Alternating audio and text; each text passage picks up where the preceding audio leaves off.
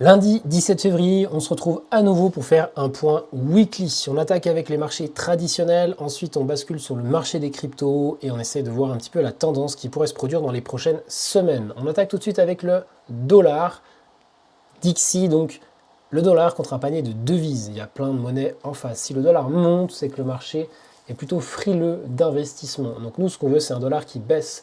On est passé au-dessus d'un range, chercher des liquidités précédentes. Alors, il n'y a pas vraiment des liquidités, mais on est venu au-dessus de ce range depuis du coup la semaine du 13 janvier, et je l'expliquais déjà il y a 2 semaines environ, qu'on était déjà en train de se retourner potentiellement là.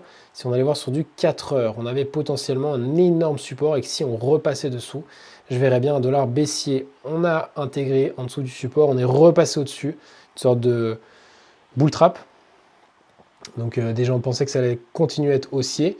Et en fait, on est bel et bien en train de se retourner. Donc ça, c'est plutôt très favorable pour le marché des cryptos, même si les cryptos n'ont toujours pas pump. Donc s'il y a des gens qui vendent du dollar, pourquoi n'achètent-ils pas des cryptos tout de suite? C'est ce que je vais essayer d'expliquer un petit peu dans la vidéo. En tout cas, on voit que pour l'instant, il y a de l'argent qui sort du dollar, il y a des gens qui vendent leur dollar. Qu'est-ce qu'ils achètent en face? Est-ce qu'ils achètent, je ne sais pas, du yuan chinois? Est-ce qu'ils achètent du bitcoin? Où va l'argent? Quand on regarde le dollar contre l'euro, donc c'est là. Quand il y a des gens qui vendent du dollar, il y a une énorme corrélation avec l'euro. C'est pas déconnant que parfois l'argent sorte du dollar pour aller dans l'euro. Comme on voit sur ce graphique ici, donc là le dollar contre l'euro, le dollar qui avait un précédent sommet tout là-haut, alors je vais prendre ces petites barres qui étaient là, je ne sais plus pourquoi, il fait un nouveau plus haut, plus bas que le précédent. Pour l'instant, il n'arrive pas à refaire un nouveau plus haut. Par contre, de l'autre côté, il ne fait pas de nouveau plus bas que le précédent. Ce plus haut, plus bas, où là il y avait potentiellement un début de retournement. Là, pour l'instant, il n'a pas refait de nouveau plus bas que le précédent. Donc, qu'est-ce que je veux dire par là? C'est que tant que ici on ne fait pas un nouveau plus bas, on n'a pas un dollar qui est faible face à l'euro. Donc l'euro n'est pas forcément fort face au dollar sur une courte période qui est ici depuis, on va dire, allez, on est quoi, 29 novembre environ. Pendant cette période-là, le prix, les gens sont à peu près d'accord, même s'il y a de la volatilité, c'est pas comme sur des périodes où on a des fortes hausses et des énormes décalages.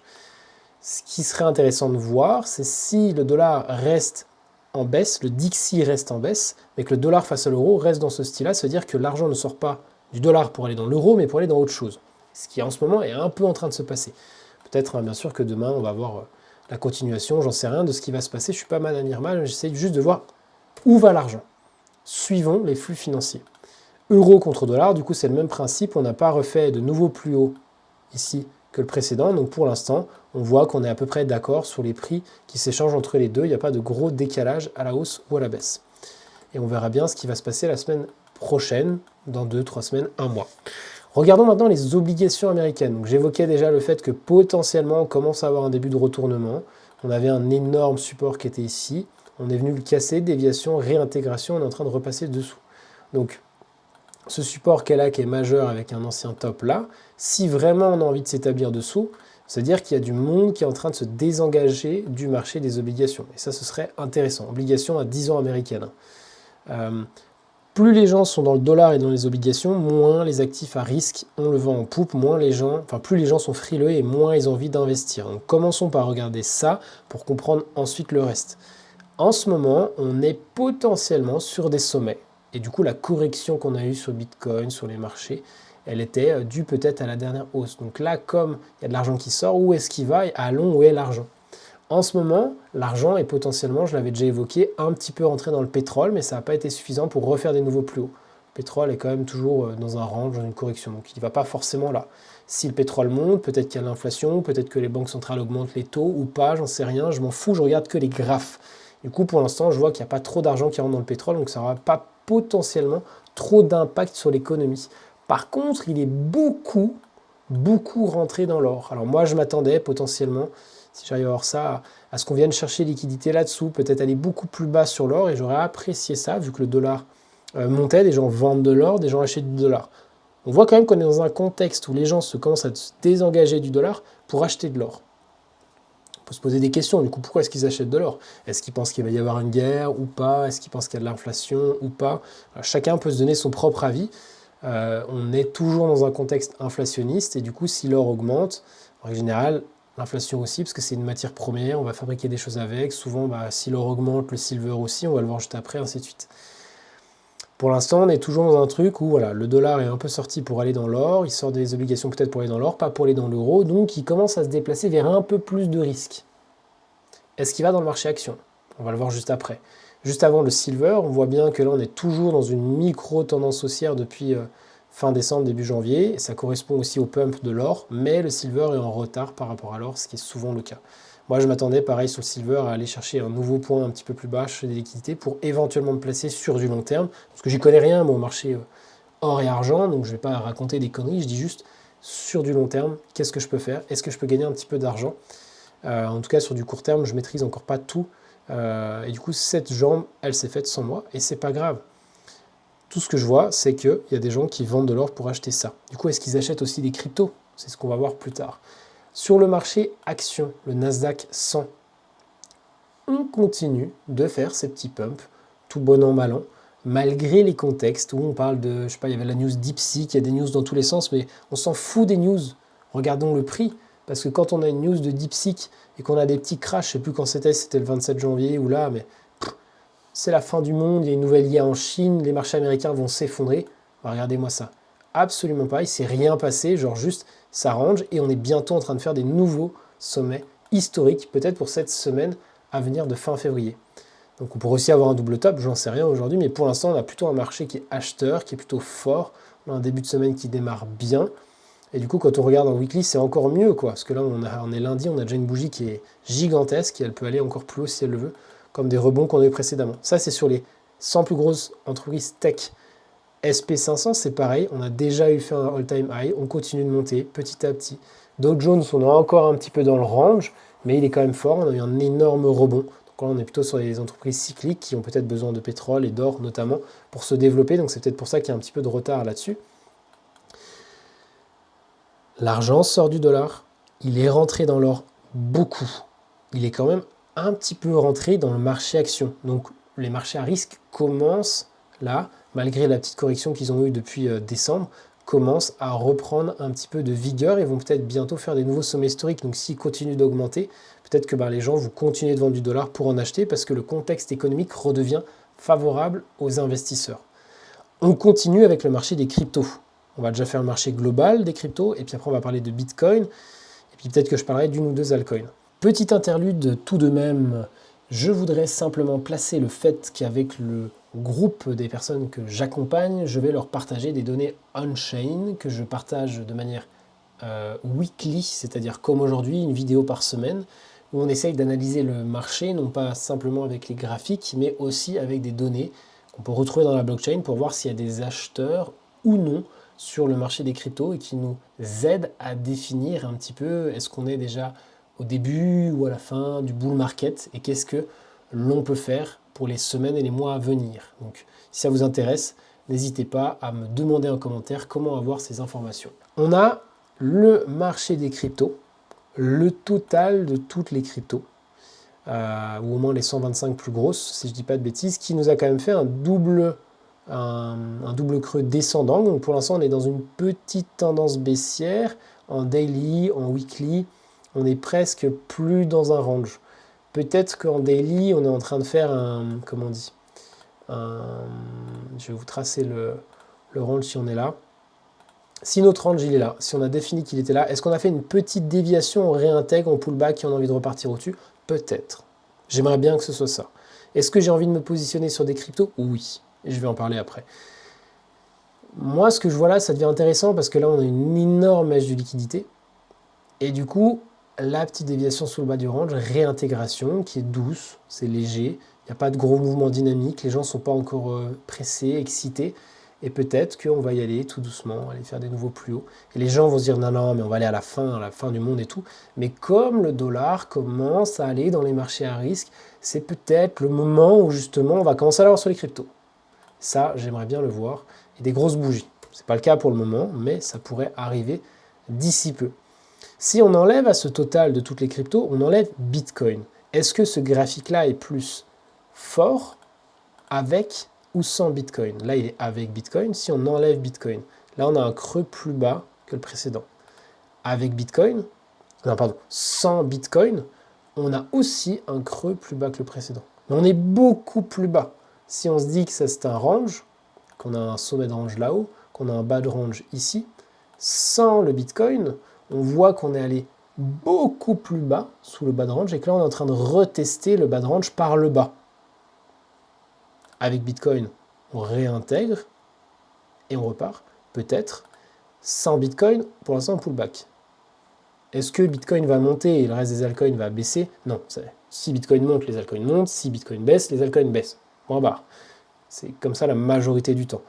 Mais pour l'instant, les altcoins sont en retard par rapport à Bitcoin dans le graphique qu'on voit là. Donc si Bitcoin rejoint le haut de son range, peut-être que les altcoins, elles vont rattraper du retard. Ou alors certaines vont peut-être rester keblo en bas du range et du coup, on ne sait pas trop ce qu'elles vont faire et pas avoir de tendance. Donc on va continuer de zoomer dans le marché des cryptos en enlevant des choses. Maintenant, on enlève Ethereum. On enlève Bitcoin, on enlève Ethereum. On a toujours cette idée du range qui va être ici, qui va être ici. Ethereum, si on l'enlève, on a à peu près le même graphique. Avec ou sans Ether, on a à peu près la même chose. Donc est-ce que Ether est plus fort que les autres altcoins? Là-dessus, pas forcément, pas forcément. Je me suis mis une petite note là sur le côté, moins 35%. Qu'est-ce que c'est? Depuis le dernier sommet, ici, le 6, 7, 8 décembre, ça dépendait sur quelle crypto, quoi que ce soit. Mais en tout cas, depuis le 7 décembre, sur le marché des cryptos, sans Bitcoin, sans Ethereum, si on prend les 125 plus grosses cryptos, si je ne dis pas de bêtises, le marché a corrigé de moins 36%. Le marché, ça veut dire qu'il y en a qui ont corrigé plus, d'autres qui ont corrigé moins. Le Bitcoin a corrigé moins, parce qu'il est passé de 110 à 100, je ne sais plus combien, à 92, je ne sais plus. Il a corrigé moins. Du coup, les cryptos qui sont fortes, comme Bitcoin, sont des cryptos qui ont moins corrigé que le marché. Allez chercher des cryptos qui ont corrigé moins que le marché, donc moins de 35%, de 36, 35,98. Si on prend n'importe quel exemple de shitcoin, que je peux avoir dans une liste sur le côté, allez, le boom, ça, boom, je ne sais pas comment ça s'appelle, le novembre, décembre. Depuis le 7 décembre, depuis ici, 7 décembre, c'est le même endroit que le graphique de l'autre côté. De l'autre côté, on était dans un range. Donc le prix avait un petit peu baissé, mais baissé, on va dire, en latéralisant. C'était OK, moins 35%. Le boom, lui, il a fait moins 85%. On réfléchit, on se dit, est-ce qu'on a envie d'être dans le boom qui fait moins 85% ou être dans les cryptos qui ont fait que moins 35%? Si le marché repart, laquelle va repartir le plus fort? Ce ne sera pas le boom, même si le boom nous offre un retour d'élastique et de bâton et qui nous refait un petit 100, 200%, ce qui est une belle performance à aller chercher en trading court terme. Cette crypto ne fera peut-être probablement pas de nouvel ATH sur ce cycle. Et peu importe les cryptos, on pourrait citer n'importe lesquels. J'ai déjà eu parlé du Notcoin, moi aussi précédemment, j'en ai déjà eu en portefeuille, je vais prendre un beau graphique. Le Notcoin depuis le 6 décembre, il a fait moins 79%. Il est plus fort que le boom, mais il est nul, qu'on soit d'accord. Et même s'il nous faisait une centaine de pourcents depuis son bas, allez, 150%, il est toujours sous une résistance. Regardons un petit peu des gros niveaux, c'est-à-dire que cette crypto, même si elle rebondit de 250%, elle est toujours baissière. Le boom, même s'il rebondissait de 200%, il sera toujours sous des niveaux importants, il sera toujours baissier. Donc même si pendant tout le marché des cryptos rebondit pendant 2-3 mois, là on est en avril, peut-être pendant 2-3 mois, il sera toujours baissier. Cherchons des cryptos qui seront toujours haussières. On va enlever à ça, je reviens sur mon total, on va enlever le Bitcoin, l'Ether, machin, donc on est sur le total 3, donc exclu les deux plus grosses. On va aller sur Other. Other, c'est-à-dire qu'on enlève les 10 plus grosses capitalisations de toutes les cryptos. Là, il y avait un range intermédiaire. On voit tous le range. Je vais étendre le range pour avoir le même que sur les autres. On a grosso merdo des variations comme ça où on n'a même pas venu rechercher une deuxième fois le quasiment le haut de range. Là, on est bien dessous et on est toujours en train de se faire péter la gueule. On se fait péter la gueule avec une correction de moins 51%. Quand on exclut le top 10 des cryptos, on prend moins 51%. Est-ce que vous avez plus envie d'être dans celles qui font moins 51%, moins 80%, ou être plutôt dans le top 10 qui fait que moins 35%? Dans ces cryptos-là, qu'est-ce qu'on a? Parce que les gens ne sont pas capables d'aller chercher par eux-mêmes sur des listes sur CoinMarketCap. Juste simplement les grosses cryptos qui fonctionnent et qui prennent moins cher que les autres. Je vais donner des exemples. Ethereum en fait partie. Est-ce qu'il a plus corrigé que les autres? Ethereum, il a pris cher quand même. Ethereum, il a pris moins 88. Est-ce que c'est la fin du monde pour Ether? Selon moi, non. Mais effectivement, là, pour l'instant, on ne voit pas un graphique très très fort. Donc, on va attendre qu'ils construisent quelque chose, un joli retournement, 4 heures en daily, et peut-être qu'on ira trader ça sur du court terme, et pas sur de l'investissement long terme. Même si moi, je détiens du spot Ethereum.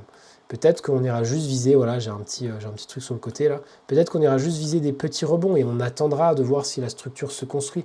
Et si la structure se construit, là on aura peut-être envie d'aller chercher beaucoup plus haut. Mais pour l'instant, on va faire étape par étape des petits rebonds sur des cryptos qui sont encore pas forcément très fortes. Le BNB nous a fait quoi déjà? Le BNB fait partie du top 10. Le BNB, lui, depuis le 7 décembre, le 7 décembre, c'est ici. Il a fait moins 31%.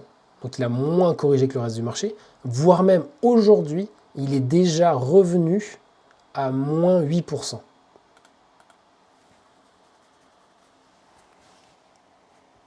Alors, je fais une petite pause là-dessus, que les esprits réfléchissent. Je dis ça, moi j'ai de la chance, oui j'ai du BNB, j'en ai acheté pas cher et compagnie, sur de l'investissement long terme. En tout cas, si je trouve un setup de trading sur une altcoin, en horizon de temps court, je peux aller sur n'importe lesquels. Sur de l'investissement long terme, je vais plutôt être sur des trucs comme BNB qui sont quand même beaucoup plus favorables, avec moins de volatilité et toujours haussier. On est plus haut que la correction du 5 août. Moi, si on descend plus bas que le 5 août sur BNB, je vends parce qu'il sera baissier.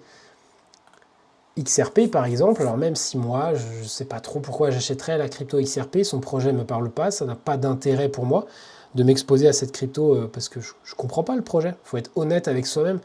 Je ne comprends pas à quoi ça sert et ça ne répond pas à des objectifs dont je pourrais avoir besoin moi, quoi. Enfin bref, voilà, il y a des trucs, des fois vous investissez dans un truc, on ne sait pas ce que c'est. BNB, c'est simple, c'est une plateforme crypto qui a une crypto qui permet de payer des frais en crypto. C'est tout, c'est clair. Tout le monde peut l'utiliser, tout le monde peut l'acheter, tout le monde en a peut-être même besoin. XRP, je ne sais pas trop. Par contre, ce qui est intéressant sur XRP, c'est que depuis le 7 décembre, c'est ici, il a fait moins 33%, donc il a moins corrigé que moins 35%, et voir en ce moment, il est au même niveau que le 7 décembre. Voilà, je vous partage des grands... On fait ce qu'on veut avec ces informations-là. Dites-moi dans les commentaires si vous avez des cryptos dans ce style-là et qui ne seraient pas dans le top 10. Ça m'intéresse fortement. En tout cas, sur XRP, qu'est-ce qui s'est passé? On a une grosse correction, prise de liquidité ici, ça m'intéresse beaucoup. On a peut-être potentiellement un début de retournement. Si on prend cette bougie-là, on a peut-être fait un nouveau plus haut que celle-ci. Peut-être, à voir. Est-ce qu'on a envie de se positionner par là? Moi, je chercherais peut-être des entrées, peut-être plus des entrées en 4 heures. En tout cas, on voit un XRP qui est beaucoup plus strong que les autres et ça me donne plus envie de me positionner là-dessus. J'en ai pas du tout en spot. Je n'ai pas été très bon, j'en ai pas acheté là, je ne vais pas vendre n'importe quoi, j'ai rien à... J'ai pas besoin de me justifier de quoi. Je ne suis pas sur XRP pour l'instant, mais c'est un coin qui m'intéresse fortement et sur lequel j'aimerais pouvoir m'exposer et du coup, je vais essayer de chercher une entrée. Si on prend le Solana, le 7 décembre, 30 novembre, 22 novembre, donc il faut que j'aille dans le bon sens. 7 décembre. 7 décembre, le point le plus bas, il a fait moins 30%. Donc tu comprends la logique, je ne vais pas te le faire dans tous les sens. Pour l'instant, alors il est toujours en belle correction baissière, il est qu'à moins 25%, donc il est quand même plus fort que le reste du marché des cryptos. Est-ce que je te dis achète du Solana? Je ne sais pas ce qu'il faut faire aujourd'hui, peut-être pas, c'est peut-être pas le bon moment. Peut-être que Solana, on va peut-être aller chercher sous cette zone de liquidité là, peut-être encore celui-là, et peut-être construire quelque chose par ici. Et là, ça m'intéresserait de me positionner en trading sur des horizons de quelques semaines, quelques mois, pourquoi pas. Solana, pour l'instant, il est quand même beaucoup moins beau que les autres, mais il n'empêche que sur du long terme, il a quand même une beaucoup plus belle gueule. Allez, on se fait un petit Dogecoin pour rigoler. Dogecoin, il a beaucoup plus corrigé par contre. Donc là, on recommence à être sur des coins un peu moins forts. Moins 58, ça m'intéresse moins. Ada Cardano, moins 61. Voilà.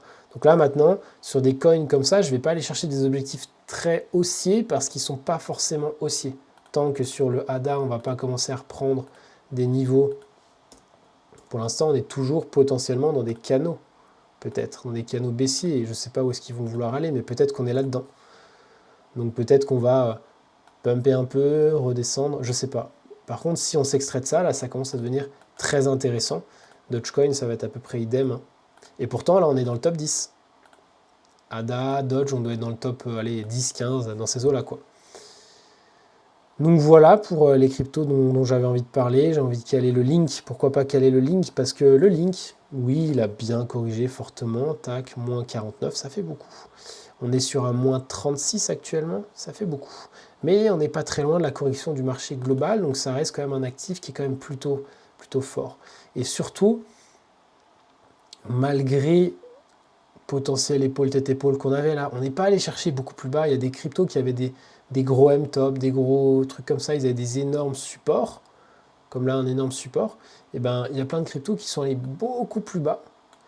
Et ben là on a le Link qui est toujours autour de son support, donc il tient quand même des niveaux clés qui sont intéressants. Donc ça, c'est potentiellement des cryptos qui vont avoir envie de repartir avant les autres. Voilà, donc je donne plein de détails, je donne plein d'informations. J'espère que j'apporte un maximum de valeur. Dites-le moi dans les commentaires. Si jamais vous voulez d'autres vidéos comme ça, j'en publierai toujours une par semaine. Ceux qui veulent aller beaucoup plus loin dans leur trading, parce qu'aujourd'hui ils ne sont pas rentables, et même sur de l'achat long terme, parce qu'ils font toujours des conneries, j'en ai fait aussi, on en fait tous, et qui veulent discuter avec moi pendant un certain temps, 3/4 d'heure, 1 heure, on essaie de voir si ensemble on peut construire un plan solide pour savoir comment trader les cryptos. Moi, ça me fait plaisir de pouvoir parler avec vous parce que sur YouTube, je parle tout seul. Au téléphone, on peut parler ensemble et c'est quand même beaucoup plus, je sais pas, c'est quand même plus sympa. Et ben dans ce cadre-là, il y a un lien dans la description qui vous permet de réserver un appel téléphonique pour définir un plan stratégique. N'ayez pas peur, je ne mords pas. Voilà, tout se passera bien. Dans le pire des cas, vous repartez avec de la valeur, avec des informations, vous avez appris des choses, et dans le meilleur des cas, eh bien vous repartez avec un plan qui vous permet de devenir rentable sur le marché des crypto-monnaies. Sur ce, je vous souhaite une très bonne fin de journée, on se dit à bientôt, ciao.